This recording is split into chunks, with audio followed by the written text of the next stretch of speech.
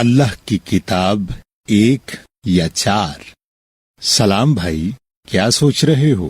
بھائی، میں سوچ رہا ہوں کہ اللہ کو 4 مختلف کتابیں نازل کرنے کی ضرورت کیوں پیش آئی؟ بھائی، آپ کو کس نے کہا کہ اللہ نے 4 کتابیں نازل کی؟ کیونکہ اللہ کی کتاب میں تو ایسا کچھ نہیں لکھا کہ اللہ نے 4 کتابیں نازل کی۔ تو بھائی پھر یہ تورات، انجیل، زبور اور قرآن کیا ہیں؟ بھائی، یہ ہم آپ کو ابھی بتاتے ہیں۔ آپ پہلے یہ بتائیں کہ ہمارے کتنے اللہ ہیں؟ صرف ایک۔ بے شک میرے بھائی، اب یہ بتائیں کہ جب اللہ ایک ہے تو سورہ نمبر 55 کی آیت نمبر 1 اور 2 کے مطابق یہ الرحمن کون ہے؟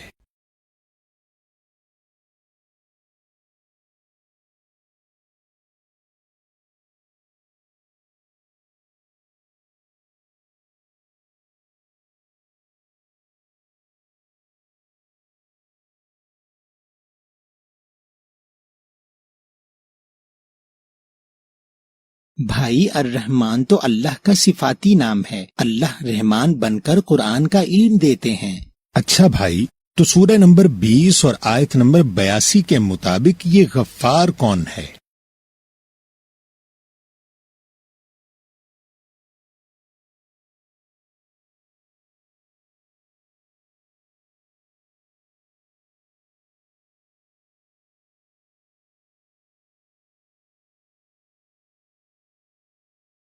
بھائی، یہ بھی اللہ کا صفاتی نام ہے۔ یہ اللہ کی معافی دینے کی صفت ہے۔ جب ہم اللہ کی کتاب میں بیان کیا ہوا 4 حصوں پر مشتمل توبہ کا عمل کرتے ہیں تو اللہ اپنی غفار کی صفت میں آ کر گناہ معاف کر دیتے ہیں۔ تو بھائی، اس کا مطلب یہ ہوا کہ اللہ ایک ہے اور قرآن میں جو اللہ کے 99 سے زائد نام ہیں وہ سب اللہ کے صفاتی نام ہیں۔ صحیح؟ بالکل صحیح۔ اب آپ سورہ نمبر 25 اور آیت نمبر 1 دیکھیں اور بتائیں کہ اللہ نے کیا نازل کیا۔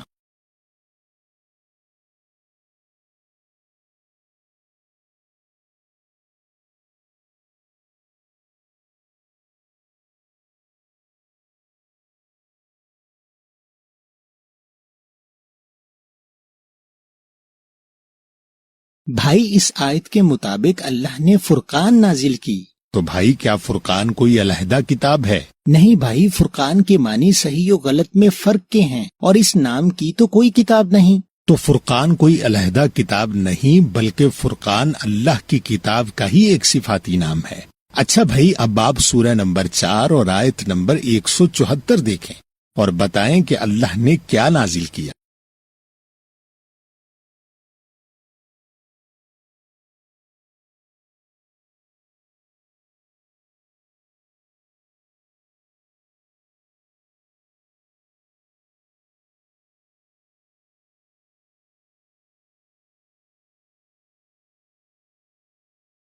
بھائی، اس آیت کے مطابق اللہ نے نور نازل کیا، لیکن نور نام کی بھی کوئی کتاب نہیں۔ جی بھائی، اور اللہ کی آیات سے ملی وہ روشنی یا صلاحیت ہے جس سے آپ لوگوں کی باتوں اور دنیا کے معاملات کو پرکھتے ہیں، اور یہ نور بھی اللہ کی کتاب کا ایک صفاتی نام ہے۔ بھائی، اب آپ سورہ نمبر 15 اور آیت نمبر 9 دیکھیں اور بتائیں کہ اللہ نے کیا نازل کیا۔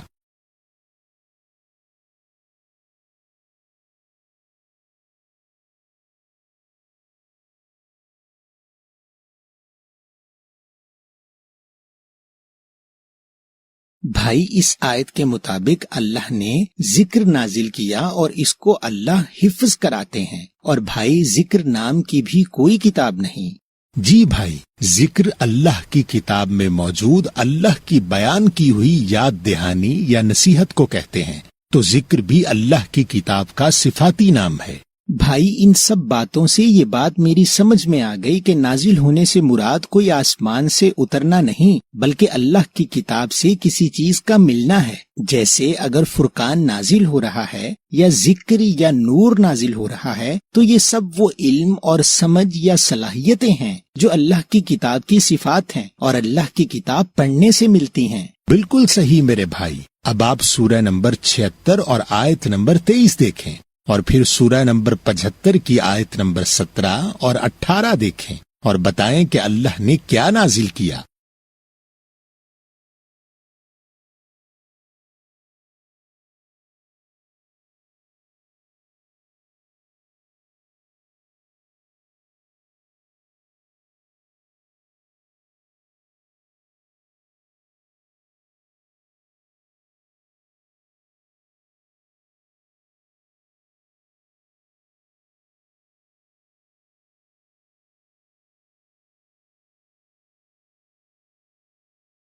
بھائی ان آیتوں کے مطابق اللہ نے قرآن نازل کیا اور قرآن کے معنی پڑھائی یا پڑھنے کے ہیں۔ جی میرے بھائی، کتاب کے معنی ہوتے ہیں لکھائی، اور جب ہم اللہ کی کتاب کو پڑھتے ہیں تو اللہ کی کتاب بن جاتی ہے قرآن، یعنی الماری میں رکھی تو کتاب اور کھول کر پڑھ لی تو قرآن۔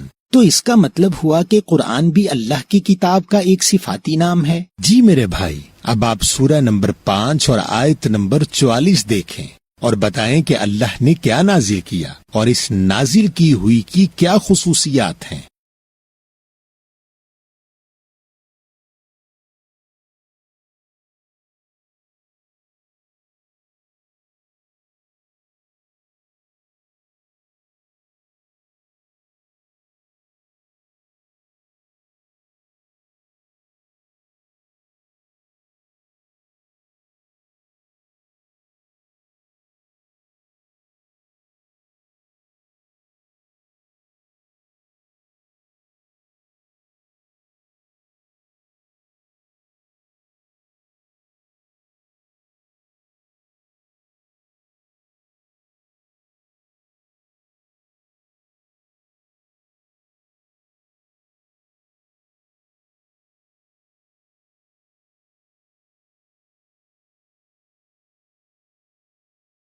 بھائی اس آیت کے مطابق اللہ نے تورات نازل کی اور تورات کی خصوصیات یہ ہیں کہ اس میں ہدایت ہے اور نور ہے، اور تمام نبیوں نے اس کے ذریعے حکم کیا اور اس کو لوگ حفظ بھی کرتے ہیں، اور جو اس پر عمل نہیں کرتے اللہ انہیں کافر کہتے ہیں۔ بھائی یہ ساری صفات تو اسی کتاب کی ہیں جس کو ہم قرآن کہتے ہیں، کیونکہ قرآن ہی وہ واحد کتاب ہے جو دنیا میں حفظ کی جاتی ہے۔ جی بھائی، تورات بھی اللہ کی کتاب کا صفاتی نام ہے اور تورات کے معنی قانون کے ہیں، اور اس آیت کے مطابق اس کے ذریعے تمام نبیوں نے حکم کیا، یعنی اللہ کی کتاب میں جو حکم والی آیات ہیں ان حکم والی آیات کو ہم تورات کہتے ہیں۔ اور بھائی وہ جو میں نے سنا تھا کہ اللہ نے موسیٰ علیہ السلام کو تورات دی، بھائی یہ قرآن میں کہیں نہیں لکھا کہ اللہ نے موسیٰ علیہ السلام کو تورات دی، بلکہ دیکھیں کہ اللہ کی کتاب کے مطابق اللہ نے موسیٰ علیہ السلام کو دیگر چیزیں دی۔ آپ سورہ نمبر 21 اور آیت نمبر 48 دیکھیں اور بتائیں کہ اللہ نے موسیٰ علیہ السلام کو کیا دیا۔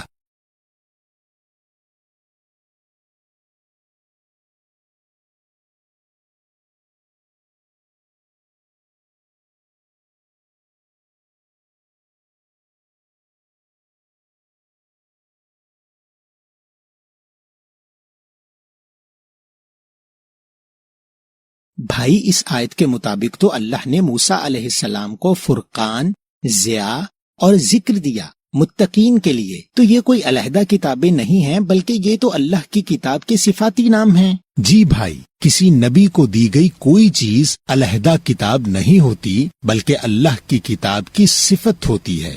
اب آپ سورہ نمبر 2 اور آیت نمبر 2 دیکھیں اور بتائیں کہ یہ کس کتاب کی بات ہو رہی ہے۔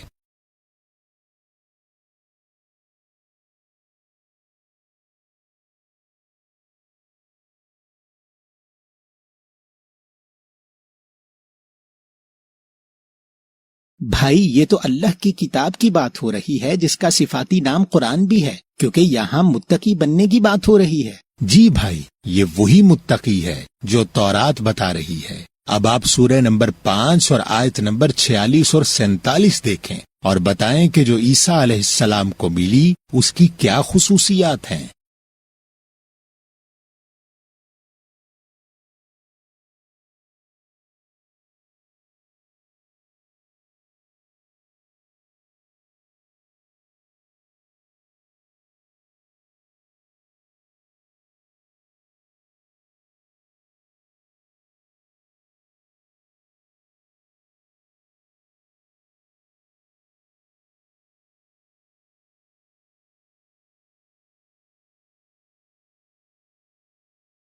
بھائی اس آیت کے مطابق عیسیٰ علیہ السلام کو انجیل ملی اور انجیل کے لفظی معنی بشارت یا خوشخبری کے ہیں، اور اللہ کی آیت کے مطابق انجیل میں ہدایت اور نور ہے، اور انجیل تصدیق کرتی ہے کہ تورات یعنی قرآن کی اور انجیل ہدایت ہے اور واعظ ہے متقین کے لیے، اور جو انجیل میں سے حکم نہ دے وہ فاسق یا بد کردار ہے۔ تو بھائی یہ ساری خصوصیات تو اللہ کی کتاب کی ہیں جو متقی بناتی ہیں، اور اس کو ہم قرآن پکارتے ہیں۔ جی میرے بھائی، یہ سب اللہ کی کتاب کے صفاتی نام ہیں۔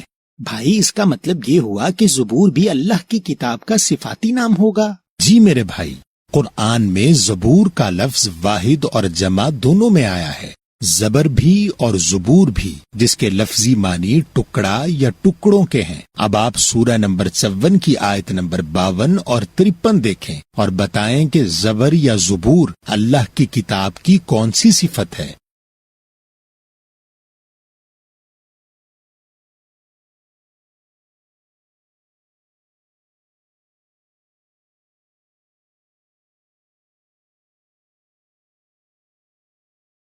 تو بھائی ان آیات کے مطابق زبر یا زبور اللہ کی کتاب کی وہ صفت ہے جو انسانوں کے اچھے یا برے تمام اعمال کے بارے بتاتی ہے، یعنی اللہ نے انسانوں کے تمام اعمال اور ان کی سزا یا جزا اپنی کتاب کی زبر میں پہلے سے لکھ دیتے ہیں اور اعمال کا انتخاب ہم پر چھوڑ دیتے ہیں۔ اب بھائی آپ سورہ نمبر 2 اور آیت نمبر 213 دیکھیں اور یہ بتائیں کہ کیا اللہ نے ایک نبی کو بھیجا یا زیادہ نبیوں کو بھیجا، اور ان سب نبیوں کے ساتھ ایک کتاب نازل کی یا 4 کتابیں نازل کی؟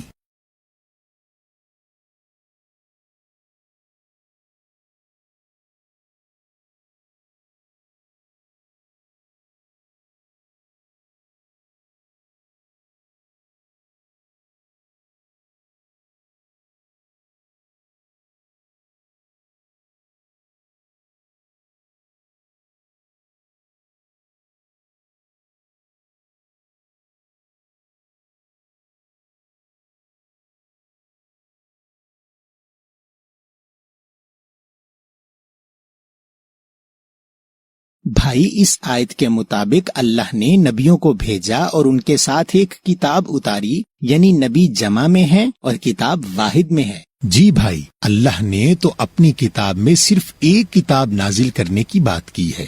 لیکن بھائی اللہ نے سورہ نمبر 2 اور آیت نمبر 285 اور سورہ نمبر 4 آیت نمبر 136 اور سورہ نمبر 66 کی آیت نمبر 12 میں جو لفظ کتبی ہی استعمال کیا ہے، پھر اس کے کیا معنی ہیں؟ کیونکہ اللہ کی کتاب میں تضاد تو ہو نہیں سکتا۔ بھائی اللہ نے اس کتبی لفظ کی وضاحت سورہ نمبر 98 کی آیت نمبر 2 اور 3 میں کی ہے، اور اس کے معنی مضامین کے ہیں، یعنی ہر نبی قرآن میں ایک یا ایک سے زائد مضمون کے ساتھ آئے ہیں۔ مثلا حضرت لقمان شکر کے مضمون کے ساتھ ہیں، حضرت لوط فحش عمل کے مضمون کے ساتھ ہیں، اسی طرح دیگر تمام انبیاء مختلف مضامین پر ہدایت کرتے ہیں۔ تو ہمیں اللہ کی کتاب میں موجود ان تمام مضامین کے ساتھ رسولوں پر ایمان لانا ہے۔ تو یاد رکھیں کہ جو ہمارے گھر میں اللہ کی کتاب ہے وہ جب تک بند ہے تو کتاب ہے، جب آپ اس کو پڑھیں گے تو قرآن بنے گی، جب اس سے صحیح و غلط میں فرق کریں گے تو وہ فرقان بنے گی، جب اس سے حکم لیں گے تو تورات بنے گی، جب اس کے حکم سے واز کریں گے تو انجیل بنے گی، جب اس سے اعمال دیکھیں گے تو زبور بنے گی۔ اسی طرح سے یہ اللہ کی کتاب کبھی سلطان بنتی ہے تو کبھی برہان بنتی ہے، کبھی صحف بنتی ہے، کبھی نور بنتی ہے تو کبھی ذکر بنتی ہے، کبھی حق بنتی ہے تو کبھی شفا بنتی ہے۔ اسی طرح اس اللہ کی کتاب کے 50 سے زیادہ صفاتی نام ہیں، مگر افسوس کی بات ہے کہ ہم لوگوں نے باقی ساری صفات تو اپنی کتاب سے جوڑ دیں، مگر 3 صفات یعنی تورات، زبور اور انجیل کو دوسرے مذاہب کی کتاب بنا دیا۔ وہ نبی جو قرآن کے مطابق مسلم تھے، صلاۃ قائم کرتے تھے، زکوٰۃ دیتے تھے، ان نبیوں کو دوسروں کا نبی بنا دیا، اور خود ساختہ مذہبوں پر عمل کرنے والوں کی خود کی لکھی ہوئی کتابوں کو ان کے دعویٰ کے مطابق اللہ کی کتاب سمجھ لیا۔ خود اہل کتاب ہوتے ہوئے اپنے گھر میں اللہ کی کتاب رکھتے ہوئے دوسرے مذہب والوں کو اللہ کی کتاب کا اہل بنا دیا۔ اور بھائی سوچ لینا کہ جو ابھی ہم نے آیات دکھائیں ان میں سورہ 5 کی آیت 44 اور 47 کے مطابق جو اللہ کی تورات کے مطابق حکم نہیں کرتا وہ کافر ہے، اور جو اللہ کی انجیل کے مطابق حکم نہ کرے وہ فاسق ہے، اور جو تورات و انجیل اور زبور سے ہدایت لیتا ہے وہ متقی بنتا ہے۔ تو بھائی اب یہ آپ کی مرضی ہے کہ یا تو آپ تورات و انجیل اور زبور کو اللہ کی کتاب کے صفاتی نام مان کر ان کی ہدایت کے ذریعے متقی بنے، یا تورات و انجیل کو دوسرے مذاہب کی کتابیں سمجھ کر اللہ کے احکامات کے ساتھ کفر کریں۔ اب آخر میں آپ قرآن میں موجود سورہ نمبر 2 کی آیت نمبر 177 دیکھ لیں، جس کے مطابق متقی وہ ہے جس کے ایمان میں نبی تو بہت سارے ہیں مگر کتاب ایک ہے۔